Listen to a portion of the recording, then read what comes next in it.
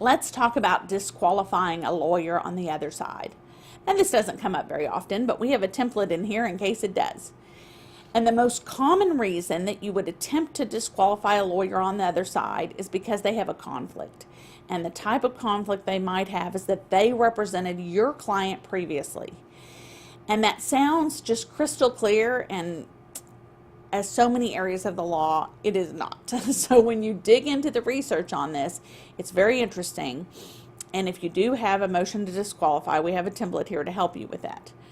Now, the first thing you'd want to do before you file your motion is send a letter to opposing party and explain to them why you believe they have a conflict and ask them to withdraw voluntarily.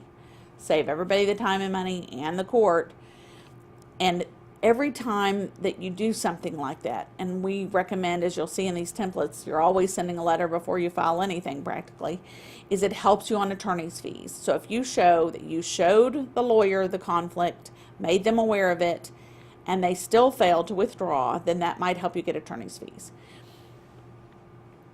If you're going to set it for hearing, this is a reminder in the template to check with their calendar. So let's say they said, we disagree, we think there's no conflict, we're not going to withdraw. So now you have to set it for hearing.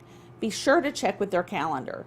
That's a courtesy, but it's not just that you're being courteous. It also saves you time, because if you set it on a date where they do have a conflict, they're going to ask you to move it, they're going to ask the court to move it, you're going to spend time and effort doing that. So you might as well just set it on a day everybody can attend. Clients don't always like that we're courteous, but I always tell my clients, look, there is a code of ethics that I'm bound by, and it says I'm going to do this. So I have to do it, but it also helps their case because it saves them money, that they're not going to spend money paying our staff to reset this hearing. Okay, so then we have set the hearing. Now, you'll want to do your research. You will not want to just show up at the hearing and argue conflict, because there are several cases out there, and we have them loaded here in Smart Legal Practice as a convenience for you, but you'll want to always update those and take the cases we have as your starter point. Make sure the law is still good at the time you're using them. But I'll tell you, I did this lately. I had to disqualify a lawyer, and it was a situation where the lawyer on the other side had represented my client in a criminal matter. I was representing him in a family law matter.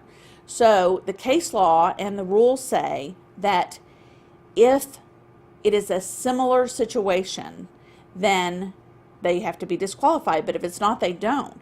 So, for example, if opposing party had represented them perhaps in a real estate deal and it really had nothing to do with family law, they wouldn't have revealed anything important during that representation, then it wouldn't be conflict. So you have to look at, what does the law say, what do the cases say about how similarly situated, and what is your fact pattern. We argued that in that situation he would have revealed things about the crime that the lawyer was defending him on that would really disadvantage him in the representation now. So now the lawyer has that confidential information about his crime, and now he can use it against my client in the family law matter. So it seems similarly situated to us. The lawyer on the other side testified that he did not, we had to have a hearing, he testified that he did not recall the representation. He didn't even remember representing my client. So he certainly could not use that against him. Well, that isn't the rule. And so if you have the case law and the rule, it doesn't matter what the lawyer remembers or not. And then they put my client on the stand. I put my client on the stand first, and he testified that yes, he had given them confidential information, and it was information that could certainly be used against him in the family law matter, and he did not waive the conflict. And they tried to ask my client, well, what exactly did you tell him? And there is a case on point that I had with me, and I was so glad I did, that said he doesn't have to reveal what the information is. That goes right again. Now the court's going to hear the confidential information. So I was able to whip that case out right there and show the judge, and the judge said, okay, he doesn't have to specifically state what the information was. It's enough that my client testified that he did provide confidential information. So that was important. The whole other area that is interesting in the case law on this topic is waiver. So we were way down the road on this case. I mean, like a year had passed and multiple hearings had passed. And I was a new lawyer to my client. And his first lawyer told him, oh, that's not a conflict. So he had not tried to disqualify the lawyer, but he said to me, gosh, it seems like he shouldn't be allowed to be the lawyer representing, the opposite party to me because he was my lawyer. And I said, that is a conflict. He said, well, my first lawyer said it wasn't. So he hadn't pursued it. Well, there's a lot of waiver case law that says you don't get to wait until halfway through the case and then try to disqualify him. As soon as you're aware of the conflict, you need to disqualify them.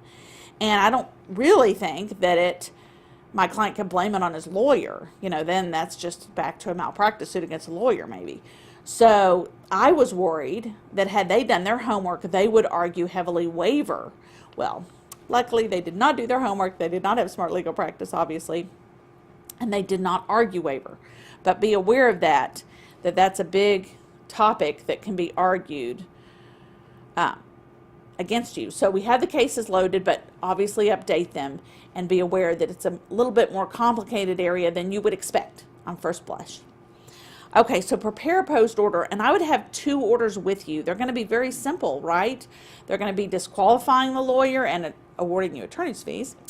And they're going to be, or it's going to be denying and not disqualifying the lawyer. So I would have both with you, and the reason in this instance that I prepare both is this is an issue you might take up on mandamus if you lose, and you can't do that unless you have an order, and it's such a simple 1-page order. I would do that. So to preserve your right to appeal, your client's right to appeal, I would draft an order going both ways because it is such a short, simple order, and present both to the court at the beginning of the hearing, and either way get something signed. So we have here, obviously, you want to have proof of the conflict. In our instance, our client had proof that he had paid the lawyer, we had canceled checks, and we had a contract for legal services. And then you want to bring cases or a brief supporting your position. I had read all the cases and highlighted them and brought them with me because I wasn't sure which way they were going to go. And if they ordered waiver, I was going to be in trouble, but luckily they didn't. They really focused on that issue of whether or not it was substantially related, the representation. So I had cases on that. And then I didn't have to reveal, because I didn't brief it, I just brought the cases, I didn't have to reveal the case law and waiver. So you'll have to assess your situation and see if you know what their argument is or not. And you might just want to have the cases and then pull out the case that helps you in the moment. So that is our template on a motion to disqualify.